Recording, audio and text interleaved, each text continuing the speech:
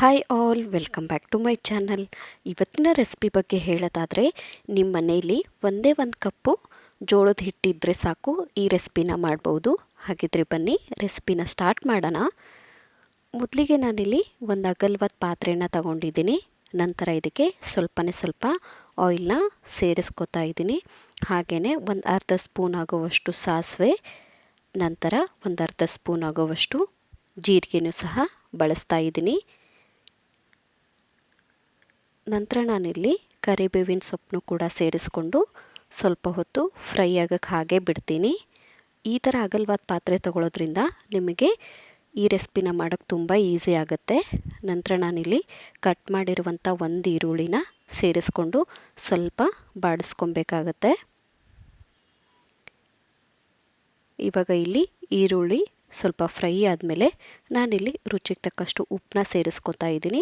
ಹಾಗೆಯೇ ಸ್ವಲ್ಪ ಅರಿಶಿನ ಪುಡಿನ ಹಾಕ್ಕೊತಾ ಇದ್ದೀನಿ.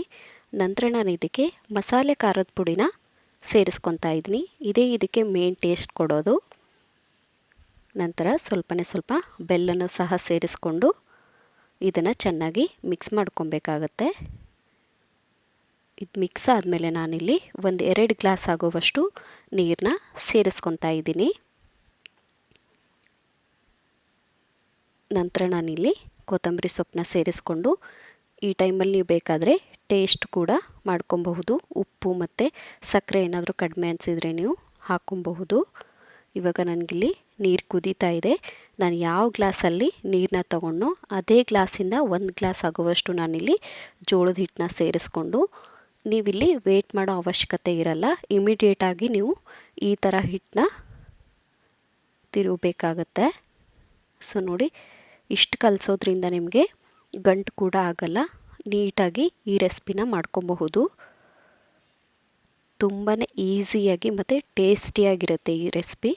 ಒಂದು 5 ನಿಮಿಷ, 2ರಿಂದ 3 ನಿಮಿಷ ಬೇಯಕ್ಕೆ ಹಾಗೆ ಬಿಡಿ.